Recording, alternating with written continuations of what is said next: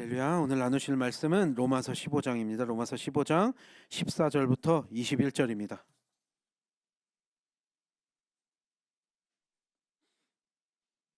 로마서 15장 14절부터 21절입니다. 로마서 15장 14절부터 21절입니다. 로마서 15장 14절부터 21절 한 절씩 읽겠습니다. 제가 먼저 읽겠습니다. 내 형제들아, 너희가 스스로 선함이 가득하고 모든 지식이 차서 능히 서로 권하는 자임을 나도 확신하노라.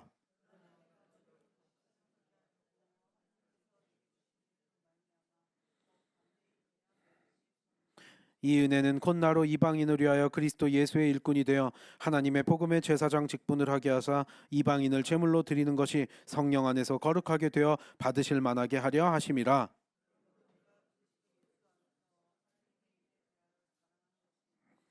그리스도께서 이방인들을 순종하게 하기 위하여 나를 통하여 역사하신 것 외에는 내가 감히 말하지 아니하노라. 그 일은 말과 행위로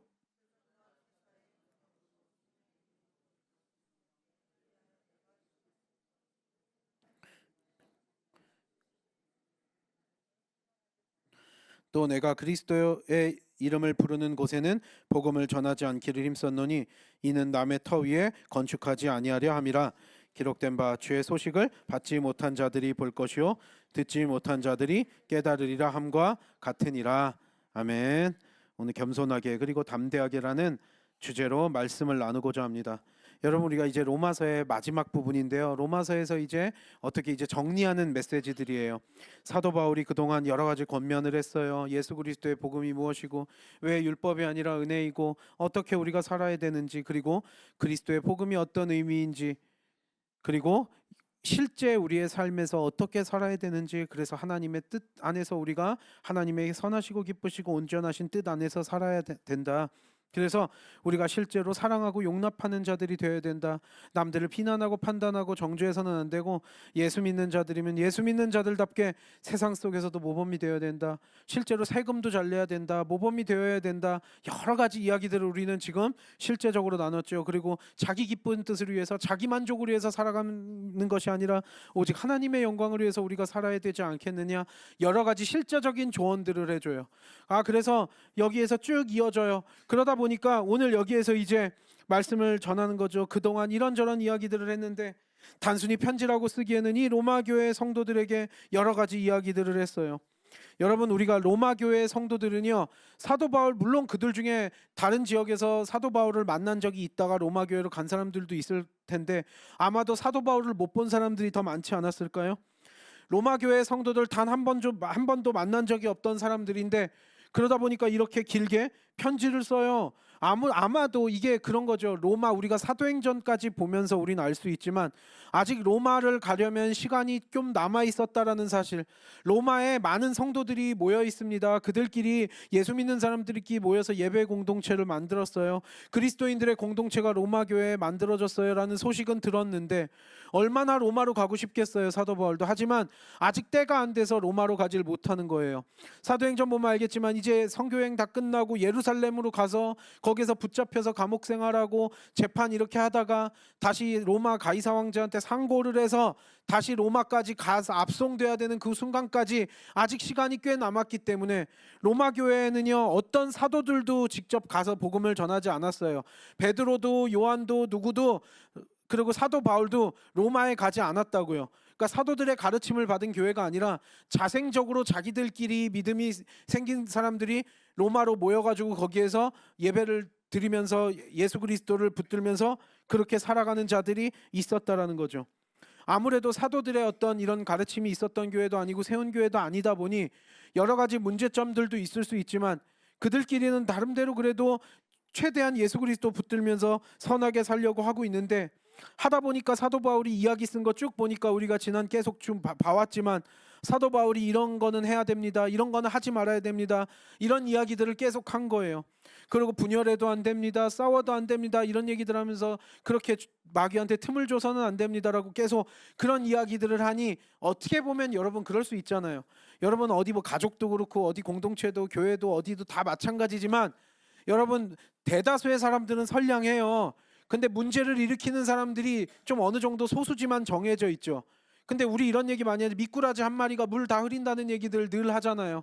로마 교회 성도들이 진짜로 트러블 메이커들이 많아서 지금 사도 바울이 이렇게 한 건 아닐 거예요.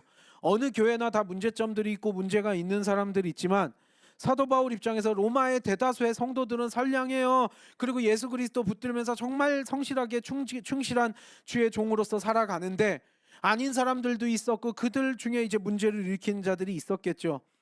그래서 사도 바울은 그걸 분명히 하는 거예요. 내가 이 편지를 이렇게 씁니다. 그리고 자기 자신의 사역에 대해서 자기 자신에 대해서 오늘 이 본문에서 이야기를 하는데 내가 그동안 어떻게 보면 이럴 수 있잖아요. 맞는 이야기를 해도요. 어떤 사람들은 반응할 때 이렇게 들을 수가 있을 거예요. 뭐 어떤 사람들은 찔림을 받는 사람들도 있을 거고요. 어떤 사람들은 나는 아닌데 왜 나한텐 저렇게 잔소리야? 이렇게 듣는 사람도 있을 수 있잖아요. 나는 그런 사람 아닙니다. 뭐 이래요. 물론 사람마다 예 맞습니다. 아멘 하고 잘 받아들이는 사람들도 있어요. 토 안 달고요. 근데 어떤 사람들은 또 뭐 바울 선생님 뭐 내가 얘기만 들었는데 이렇게 꼬장꼬장하게 이렇게 자꾸 이래라 저래라 해. 우리 안 그래도 우리가 알아서 잘하는데 이런 것까지 뭐 이렇게 해놔. 나 알아서 잘 세금도 잘 내고 모범이 되고 나 잘 살고 있는데 왜 이렇게 잔소리를 해? 괜히 그렇게 생각하는 사람들도 있지 않을까요? 물론 아닌 사람들도 많겠지만 그러다 보니까 오늘 여기 14절에서 그 이야기를 먼저 전해요. 14절 한번 다 같이 읽어볼까요? 시작.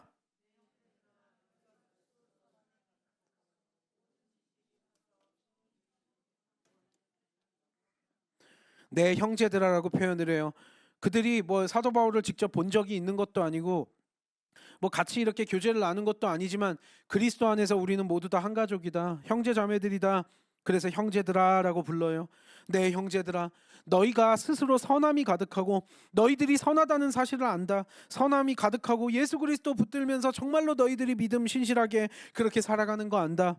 그리고 모든 지식이 차서 능히 서로 권하는 자임을 나도 확신한다.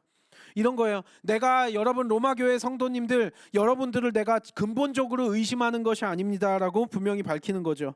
우리 형제 자매들 당신들이 정말로 훌륭하고 선함이 가득하다는 사실을 압니다. 정말로 따뜻하게 표현하는 거예요. 이게 뭐 단순히 접대용 뭐 외교용 이런 멘트냐 그냥 기분 좋으라고 하는 얘기냐 그게 아니라 사도 바울의 진정성이 분명히 담겨 있는 멘트예요. 로마 교회 성도들 너무나 보고 싶고 너무나 가서 같이 나눌 말들이 너무나 많은데 일단 아직 로마에 가려면 내가 시간이 남았고 하나님의 때가 되질 않았으니 일단 먼저 이렇게 편지를 씁니다. 편지라고 쓰기엔 로마서 너무 길잖아요. 얼마나 정성 들여서 성령 안에서 썼는지 우리는 이걸 다 알 수 있죠. 정말로 격려해주고 싶었던 거예요. 최대한 따뜻하게 여러분들이 얼마나 선하고 얼마나 서로 권면하면서 지내는지 우리가 압니다. 이게 어떤 사람 잔소리처럼 들을 수도 있겠지만 그렇지 않았으면 좋겠습니다. 이거예요. 그러니까 로마 교회의 성도들이 아마도 사람들이 로마로 다 몰려든 거 원래 로마 시민이었다라기보다는 이 지역 저 지역 이 나라 저 나라에서 살던 사람들이 그 당시에 로마는 모두가 꿈꾸는 도시잖아요. 로마 가면은 뭐가 있을 거라 그래서 다 꿈꾸면서 로마 쪽으로 가려고 사람들이 그렇게 꿈을 꾸는 그런 도시인데 로마에 가서 사람들이 몰려들었고 그러다 보니까 거기에 예수 믿는 사람들끼리 모여서 공동체를 이루게 된 거죠. 객지에서 안 그래도 고생을 하고 있는데 로마 교회 성도들이 그 로마에서 같이 모여서 예배드리다가 또 나중에 어디 흩어지는 순간에 또 얼마나 복음을 전하는 그들의 일꾼이 되겠어요. 사도 바울은요 로마 교회 성도들이 많은 미덕들을 가지고 있고 얼마나 많은 영적인 잠재력과 가능성을 가지고 있는지 분명히 확신하고 있었다라는 거예요. 아마도 여러분 잔소리도요 들을 사람한테 하지 들을 그것도 없으면 잔소리도 안 하지 않을까요? 그런저런 이런 가능성들이 정말로 큰 가능성들이 있었기 때문에 잠재력이 있었기 때문에 이런저런 권면을 로마서를 통해서 강력하게 했다라고 볼 수도 있겠죠. 여러분 여기 14절 지금 읽었죠. 능히 서로 권하라. 능히 서로 권하는 자들이다 라는 표현 나오는데요. 이거 너무나 중요해요. 이거 헬라어로 누테테오라는 단어인데 이게 서로 권하는 자 이러면은 잘 와닿지가 않을 수도 있을 거예요. 쉽게 서로 권하는 자들 이거는요 이 단어는요 가르치다 조언하다 경고하다 뭐 이런 뜻이에요. 그러니까 서로 가르치는 자들 서로 경고하는 자들 서로 조언하는 자들 이런 뜻이에요. 여러분, 많은 지식이 차서 아무것도 천지분간 못해가지고 아무것도 모르는 상태로 너희들끼리 막 이러는 것이 아니라, 너희들이 알 거 알고 너희들이 지혜롭고 그리스도의 복음 안에서 너희가 그 진리 안에서 살아가는 거 안다. 그리고 그러면서 몸부림치면서 너희들끼리 서로 가르치고 조언하고 권면하면서 살아가는 거 내가 분명히 확신하고 있다라는 거예요. 여러분, 이게 무슨 얘기일까요? 그리스도인들, 여러분 이걸 착각할 수가 있어요. 로마서에요, 다른 사람들 비판하고 판단하고 정죄하지 말라 그랬는데요, 예수님도 그랬잖아요. 비판하고 판단하지 말랬으니까 다른 사람들이 잘하던 잘못하던 그냥 난 내버려두고 난 나만 잘 예수 믿고 나만 잘 살면 되죠. 비판하지 말랬잖아요. 그러니까 나는 다른 사람들이 옳지 못한 일을 하더라도 그냥 가만히 있을게요. 여러분, 이러라는 이야기일까요? 비판하고 판단하지 말라니까요. 근데 여기에서 서로서로 조언해주고 서로서로 가르치면서 권면하면서 세워주라는 이 의미는 뭘까요? 여러분, 이거예요. 판단하고 정죄하는 것들은 분명히 옳지 않아요. 하지만 우리가 잘못된 길로 가고 있을 때, 우리 특별히 믿는 자들끼리 서로 영적으로 제대로 이게 가지 못하고 옳지 못한 생각과 행동과 말을 할 때 서로 가르쳐주면서 서로 세워주는 것이 마땅하다라는 거예요. 여러분, 우리가 영적인 조언을 할 수 있는 사람이 내 주변에 있나 한번 생각해 볼까요? 여러분, 이게 참 중요해요. 세상을 살다 보면은요, 내 삶에 도움이 되는 사람도 있고 해가 되는 사람도 있고 그럭저럭 그냥 그만저만한 사람들도 있고 다양하게 있을 거예요. 근데 우리가 주변에 보면은요, 이게 참 사람들끼리 이렇게 할 때도, 여러분 어울릴 때도 영적인 조언을, 내 삶의 쓴소리, 영적인 쓴소리와 정말로 올바른 영적인 조언들을 해줄 수 있는 사람들이 내 삶에, 내 주변에 있었는지를 여러분 다시 한번 돌아봐야 돼요. 여러분, 사람들이요, 은근히 영적으로 나한테 정말로 좋은 조언을 해줄 수 있는 사람 갖는 것이 의외로 굉장히 힘들어요. 저도 그런 생각들을 많이 하거든요. 저도 목사님들끼리 이렇게 어울리다 보면 목사님들 중에도 영적인 조언을 들을 수 있는 목사님들이 있고요, 전혀 그런 얘기 한마디도 들을 수 없는 사람들이 있다라는 걸 제가 솔직하게 고백을 할게요. 여러분, 그래요. 심지어 목사님들끼리 있어도 영적인 조언을 하는 사람이 있고 못하는 사람이 있고 아예 그쪽으로 관심도 없는 사람이 있는데, 일반 성도들끼리는 어떻겠어요, 여러분? 영적인 조언, 교회 생활 오래 했다고 이건 영적인 조언하는 거 아니에요? 꼰대처럼 남들 비판하고 판단하고 중요하지도 않은 거 가지고 시비 걸고 이러는 사람 말고요, 정말로 필요한 영적인 조언들을 하면서 위로하고 격려하고 권면하면서 때때로는 쓴소리도 하면서 세워줄 수 있는 사람이 내 주변에 있다는 것이 굉장히 놀라운 복인 줄 믿습니다. 여러분, 그걸 우리가 알아야 돼요. 그런데 사람들은요, 이게 쓴소리하면 듣기 싫거든요. 그러니까 나한테 진정성 있게 영적인 조언해 준 사람은 내 옆에 두기 싫어해요. 그리고요, 정말로 겉으로는 달달한 얘기하고 나한테는 이럴지 몰라도 실제로는 내 삶에 해가 되는, 나를 죄악에 빠뜨리거나 나를 영적으로 약하고 흔들리게 할 수 있는 많은 사람은 주변에 두는 경우들이 많다라는 거예요. 정말로 영적으로 들어야 될 얘기는 안 듣고요, 안 들어야 될 얘기는 들으면서 우리가 함정에 빠지고 수렁에 빠지고 어려움을 겪게 된다라는 거죠. 그러면서 하나님 원망하지 말라는 거예요. 여러분, 들어야 될 얘기는 안 듣고 안 들어야 될 얘기는 들으면서 얼마나 인간들이 많이 그렇게 안타까운 일들을 많이 겪게 돼요. 그러고선 자기의 욕심 때문에 함정에 빠져놓고 하나님 내 인생은 왜 이 모양입니까? 맨날 그렇게 원망한다는데 무슨 소용이 있어요? 하나님이 언제 우리를 함정과 수렁으로 빠뜨렸어요? 우리가 들어야 될 얘기는 안 듣고 안 들어야 될 얘기 들으니까 그렇죠. 여러분, 영적으로 우리의 삶에, 여러분 목사도 마찬가지고 우리 다 마찬가지예요. 영적으로 우리가 서로서로 정말 올바르게 세워줄 수 있는 조언들을 하면서 우리가 신앙생활하면서 서로 발전하고 성숙해 나가는 거죠. 그것을 분명히 해야 된다라는 거예요. 골로새서 3장 16절 읽어볼까요? 골로새서 3장 16절 다 같이 읽겠습니다. 시작.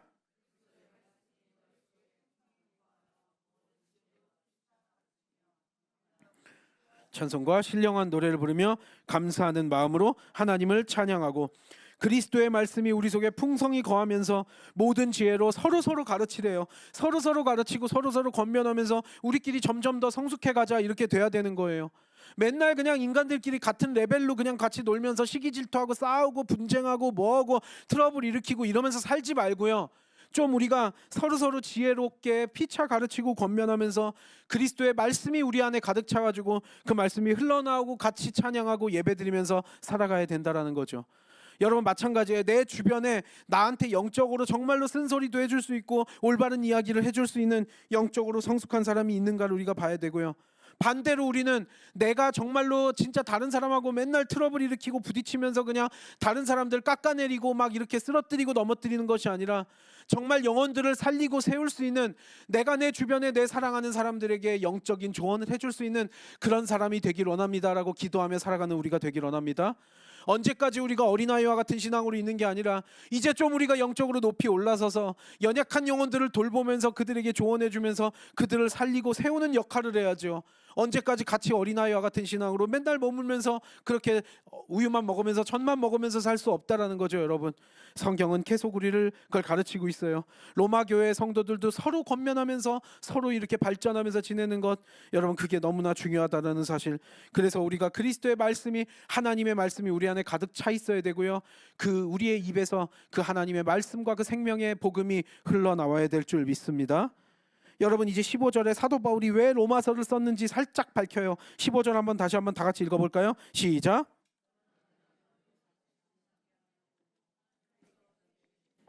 말미암아 더욱 담대히 대략 너희에게 썼노니. 여기에서 내가 하지만 너희들이 선하다는 것도 알고, 대부분이 너희들이 선량하며 얼마나 그리스도 붙들면서 하루하루 고된 삶, 그리고 얼마나 힘들게 주님 붙들면서 그렇게 충실하게 신실하게 살아가는지 다 압니다. 그리고 서로 얼마나 노력하면서 몸부림치는지도 압니다. 그러나 다시 한번 내가 생각나게 하기 위해서 썼습니다. 여러분들을 근본적으로 의심해서 이렇게 로마서를 쓴 것이 아니라, 하지만 다시 한번 기억해야 됩니다. 내가 로마 가면 지금 하고 싶은 얘기들이 너무나 많은데요, 하나님께서 내게 주신 은혜가 있어서 나눌 것들이 많고, 이방인의 사도로서 내가 여러분들하고 진짜 하고 싶은 얘기들이 밤을 새도 모자랍니다. 가면 내가 진짜 밤낮으로 그냥 맨날 같이 제자 훈련하고 성경 공부하고 말씀 나누면서 그렇게 살고 싶습니다. 그렇게 하고 싶습니다. 하지만 아직 때가 안 돼서 내가 일단 먼저 담대하게, 하나님의 은혜로 내가 이방인의 사도가 되었기 때문에 담대하겠습니다. 하지만 대강 썼습니다. 대략 썼습니다. 여러분, 로마서 그렇게 대략 쓴 것 같지 않은데 사도 바울 입장에서는 할 얘기들이 너무나 많거든요. 그러니까 내가 지금 쓰고 싶은 것 중에 핵심들만 추려가지고 로마 교회 성도들한테 먼저 씁니다. 몇 년 뒤에는 봤으면 좋겠습니다. 하지만 먼저 일단 씁니다. 담대하게 전합니다. 하지만 대략 썼습니다. 그러니까 이 핵심들, 여러분들 그 그리스도인으로서 복음이 얼마나 이것들이 중요한지 이 복음의 핵심 원리들을 기억하면서 질서를 잘 잡았으면 좋겠습니다. 로마 교회가 점점 더 부흥하고 정말 성령 충만함으로 영혼들이 살아나고 세워지는 공동체가 되길 원합니다. 악한 영들이 틈타지 않길 원합니다. 그러면서 간절하게 이렇게 썼다라는 거죠. 이제 사도 바울이 자기의 사역이 어떠했는지, 자기가 어떤 존재인지를 다시 한번 밝혀요. 16절 17절도 읽어볼까요? 오늘 보면 16절 17절 다 같이 읽겠습니다. 시작. 이 은혜는 곧 나로 이방인을 위하여 그리스도 예수의 일꾼이 되어 하나님의 복음의 제사장 직분을 하게 하사 이방인을 제물로 드리는 것이 성령 안에서 거룩하게 되어 받으실 만하게 하려 하심이라. 그러므로 내가 그리스도 예수 안에서 하나님의 일에 대하여 자랑하는 것이 있거니와. 하나님의 은혜가 있대요. 이 은혜는 나를 이방인의 사도로 삼아서 이방인을 제물로 드리는 제사장 직분을 감당하게 하신대요. 제사장이라는 단어가 나와요. 여러분, 구약 성경의 제사장을 한번 생각해 볼까요? 레위 지파 사람들만 될 수 있는 거였어요.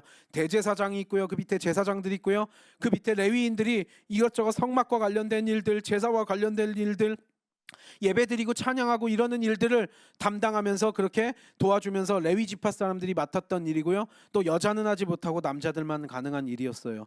구약 성경의 제사장은 따로 기름 부음 받아서 구별된 존재로서 우리 죄인이기 때문에 우리 인간들이 하나님한테 직접적으로 뭘 하질 못해요. 그래서 제사장을 통해서 제사를 드리는 거예요. 희생 제사를 드렸어요. 짐승의 희생 제사를 드렸어요. 피를 하나님께 드리면서 부분적인 죄만 씻었어야 됐어요. 하지만 우리는 이제 더 이상 이제 신약 시대로 넘어와서 그 제사장의 개념이 완전히 바뀌어요.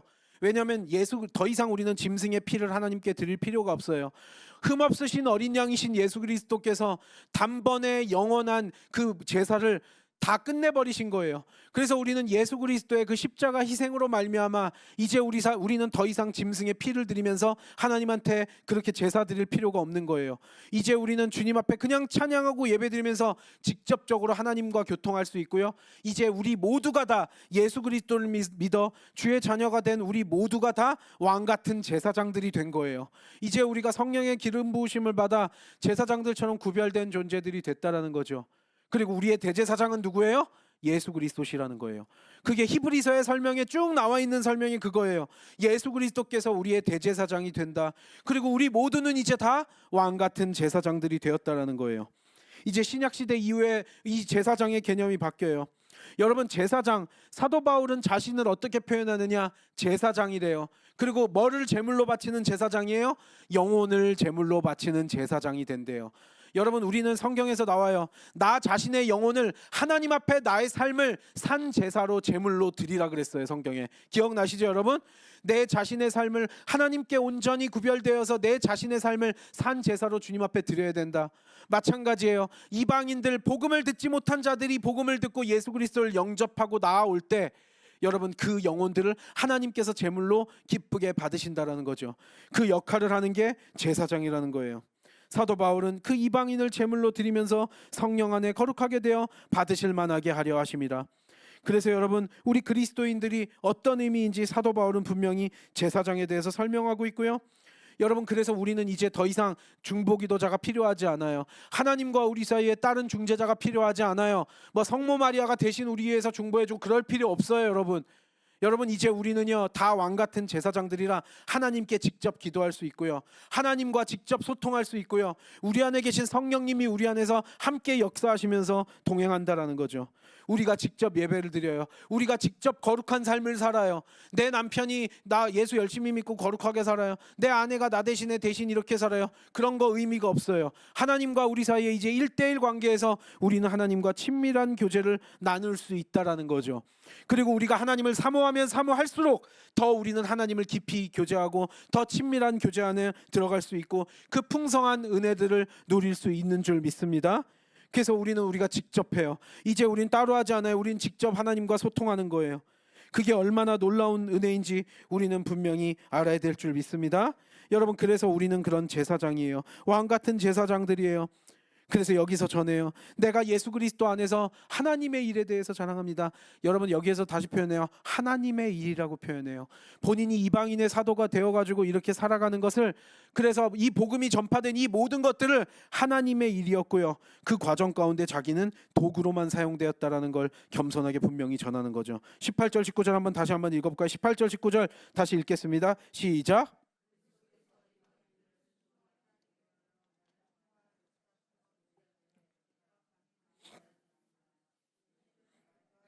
표적과 기사의 능력으로, 성령의 능력으로 이루어졌으며, 그리하여 내가 예루살렘으로부터 두루 행하여 이를 이곳까지 그리스도의 복음을 편만하게 전하였노라. 내가 이방인의 사도로 다메섹에서 예수 그리스도를 만나서 어찌하다 보니까 제가 예수님의 직접적인 12제자에 껴있지는 않았지만, 어떻게 보면 예수 그리스도 핍박하던 자였지만 다메섹에서 예수 그리스도를 만났는데 특별히 이방인의 사도라고 저를 하나님께서 부르셨습니다. 그래가지고 제 삶에 이렇게 다니고 있습니다. 예루살렘부터 일루리곤, 지금의 알바니아 지역이라 그래요. 그래서 유럽까지 막 그 그리스, 터키, 뭐 예루살렘부터 해가지고 중동 지역부터 해가지고 막 그 유럽 지역까지, 그리스 거 넘어 바게도니아, 여기 뭐 알바니아 이런 곳까지 내가 복음을 전하면서 다녔습니다. 그런데 이렇게 모든 것들이 하나님의 일 가운데 내가 도구로 사용되었습니다. 이게 하나님께서 나를 도구로 사용하셔서 나를 통하여 역사하셨네요. 그리고 너무나 많은 성령의 능력들이 일어났습니다. 내가 이방인들에게 복음을 전하는데 이 모든 것들이 기적이었어요. 여러분, 우리도 생각해 볼까요? 복음이라는 게, 여러분, 사도들도요, 예수님께서 40일 동안 같이 부활하신 다음에 같이 머물다가 42일 후에 승천하시고 너희들 이제 성령을 줄 거다, 그리고 너희들이 이제 땅끝까지 복음을 전하고 땅끝까지 복음의 증인이 되라 라고 이야기를 했을 때만 해도요, 그들은 이게 뭔 말인지 잘 몰랐을 거예요. 여러분, 베드로도 잘 몰랐어요. 사도행전 볼까요? 고넬료 이방인 로마 백부장한테 복음 전하라 그러니까, 무슨 이방인들한테 전합니까? 라고 하니까 하나님이 그냥 환상 보여줘가지고 잔말 말고 전해 라고 하니까 그때서야 이방인들에게 복음의 문이 열린 거, 여러분 우리가 사도행전 보면서도 알 수 있죠. 땅끝까지 복음을 전파하라고 했는데요, 사실 예수님의 제자들도 이 성령님께서 하셔서 그런 거지 뭐 어떤 전략을 세워가지고 복음을 전하고 예루살렘과 뭐 사마리아와 땅끝까지, 이게 아니라 하나님께서 그냥 하신 거예요. 여러분, 우리도 생각해 볼까요? 한반도에 복음이 어떻게 들어왔어요? 백 몇십 년 전에 조선시대 말기 때 뭐 미국이나 유럽이랑 이런 데서 선교사들이 왔죠. 그래서 성경책 전해주면서 복음을 전했어요. 우리가 불교 뭐 유교 뭐 무속신앙 이런 거 믿던 수천 년 동안 그랬던 우리 좀 약간 미개한 그런 토속적인 신앙 가지고 있었던 그런 우리 민족인데, 여러분 이게 사실 이해가 안 되잖아요. 논리적으로 우리가 계산기 두들겨 봐가지고 성경책 읽어보고 이게 해 뭐 이래가지고 우리가 믿게 돼가지고 한국 교회가 지금까지 오고 이제 선교하는, 어떻게 보면 아시아에서 가장 성공적으로 기독교 복음이 전파되고 한국 교회가 그래서 복음 전하는 지금 그 사명을 감당하고 있잖아요. 여러분 그게 다른 아시아 국가들 뭐 불교 유교 어떤 국가들 다 이렇게 된 게 아니잖아요. 여러분 이걸 논리적으로 어떻게 설명을 할 수 있나요? 여러분 우리 민족이 뭐 특별히 뭐 다른 하나님의 복음을 깨우칠 수 있는 어떤 다른 어떤 것이 있어서가 아니라 그냥 하나님의 전적인 은혜인 줄 믿습니다. 그냥 성경 보고요, 그냥 말씀 들었는데 저게 맞는 것 같아라 그러면서 믿어지기 시작해요. 그러면서 한 명 한 명 전도되고 예수 그리스도가 진리로 믿어지기 시작하면서 점점 더 믿음이 굳어져요. 믿음이 점점 더 성장해요. 그리고 한국 교회가 지금까지 여기까지 온 거죠. 여러분 이거는 그냥 하나님이 하신 거예요. 사도들도 사실 복음을 전할 때 이방인들이 이렇게 복음을 받아들일지 자기들도 몰랐을 거예요. 아마 사도들이 알았을까요? 2000년 지난 뒤에 땅 끝까지 복음이 전해져서 이 땅 저 땅에 물론 예수 그리스도의 복음을 받아들이지 않는 그런 땅들도 많지만 이제 전 세계 곳곳에 하나님 예수 그리스도를 주로 영접하는 교회들이 세워져서 여기저기서 이제 예배드리고 찬양하고 있어요. 여러분 사도들도 이걸 잘 몰랐을 거예요. 예수님이 땅끝까지 뭐 증인이 되라라고 할 때 이게 안 와닿았을 거라고요.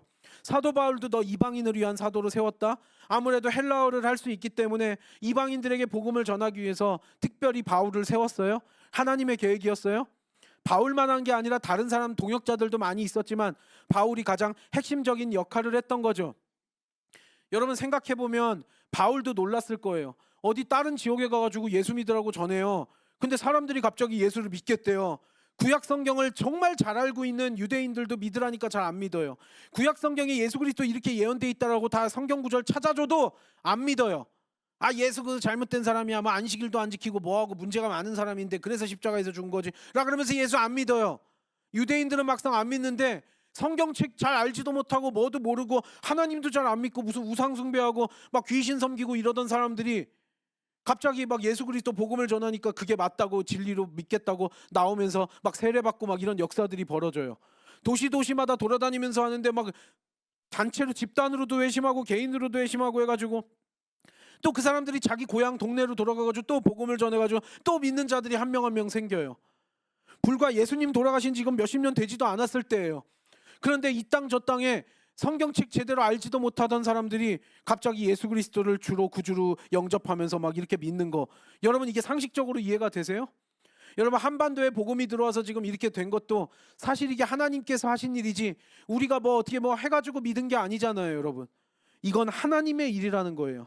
사도 바울도 이렇게까지, 그래서 얼마나 안타까워요. 이방인들은 이렇게 예수를 잘 믿는데 어떻게 보면 유대인들이 더 안 받아들이니까 이거 얼마나 안타까워하면서 그렇게 절규를 해요, 사도 바울이. 여러분 이 모든 일들이 하나님의 일인데 이게 나는 자랑스럽대요. 하나님이 이방인에게 복음 전하게 되고 이 영혼들이 살아나는데 나를 하나님께서 도구로 사용하신 것에 대해서는 자랑한대요. 내가 다른 건 자랑할 거 없지만 이거는 내가 자랑스럽습니다. 내가 이거는 자랑할 만합니다. 그리고 놀라운 성령의 능력들이 벌어져요. 사도들 가운데 그리고 예수 그리스도를 신실하게 믿는 주의 제자들 가운데 놀라운 성령의 능력이 일어나요. 귀신들이 쫓아나고 병이 고쳐지는 역사들이 막 일어나고 여러 가지 기적들이 일어나면서 또 이방의 세계에 살던 그 사람들이 예수 그리스도를 주로 영접하는 사건들이 계속적으로 일어났다라는 거죠. 그러면서 이제 복음이 로마 교회, 세상에 사도들을 간 적도 없는 그 로마에 이제 교회가 형성돼 있다라는 사실을 보면서 한편으로는 야 어떻게 이런 일이 있지라고 하면서도 또 감개무량하면서도 여러 가지 감정이 복합적으로 들지 않았을까요? 사도 바울을 포함한 다른 사도들이. 여러분 이제 그러면서 성령의 능력이 임했대요. 여러분 그래서 사도 바울은 제사장 역할을 하면서 이방인의 사도로 세워졌고요. 그러면서 이제 자신의 사역을 자랑스러워하면서 담대하게 내가 복음을 전합니다. 이방인의 사도로서. 이제 이방인들이 그렇게 순종하는 거 이거 하나님이 하신 겁니다. 그리고 나를 통해서 성령의 능력이 일어나서 지금 이렇게 복음을 전하게 되고 여러분들에게 확장되게 이 복음이 확장되고 교회가 세워진 거에 대해서 너무나 감사합니다 라고 고백을 하는 거죠. 20절 21절 마지막 구절 한번 읽어볼까요? 오늘 본문 20절 21절 다 같이 읽겠습니다. 20절 21절 시작. 전하지 않기를 힘썼노니 이는 남의 터 위에 건축하지 아니하려 함이라. 기록된 바 받지 못한 자들이 볼 것이요 듣지 못한 자들이 깨달으리라 함과 같으니라. 내가 그리스도의 이름, 그리고요 여러분, 여기서 사도 바울 혼자서만 사역한 것이 아니라 신실한 동역자들이 많이 있었어요. 그래서 사도 바울은요 예수 믿는 사람들 없었던 곳만 찾아다니려고 노력했대요. 그리고 다른 사역자들이 사역했던 곳에 가가지고 숟가락 얹고 이런 거 안 하고요, 개척자로서 이 지역, 복음이 전해지지 않은 지역들을 일부러 찾아다니면서 복음을 전했대요. 왜냐하면 여러분, 다른 사역하는데 그 사역자들이 나름대로 교회를 잘 세우고 있는데 사도 바울이 가서 혼란스럽게 하고 싶지 않았던 거예요. 그래서 일부러 그렇게, 그 사도행전을 보면 알 수 있지만 이 도시 저 도시 대도시들을 위주해서 사도 바울이 제자 훈련하면서 장기간 머물면서 거기서 예수 믿는 사람들을 많이 모으고 그 사람들이 곳곳으로 흩어져서 복음이 계속 전파가 된 거죠. 그것들을 우리는 알 수 있는데요. 그러면서 주의 소식을 받지 못한 자들이 볼 것이요 듣지 못한 자들이 깨달으리라 함과 같으니라. 사도 바울은 맡겨진 사명을 감당했더니 이사야 선지자가 했었던 그 예언을 자기가 성취하고 있었다라는 거예요. 이사야 52장 15절 볼까요? 이사야 52장 15절 다 같이 읽겠습니다. 시작.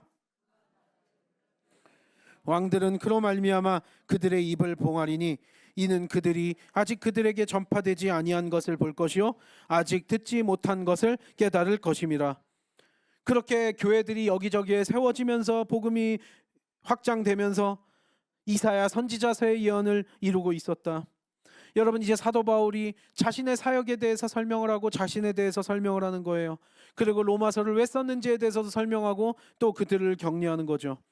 여러분, 이제 오늘 본문의 내용을 보면서 우리는 겸손하고 담대하게 복음을 전한 사도 바울이 어떻게 사명을 감당했는지 우리가 다시 한번 알 수 있는 거죠.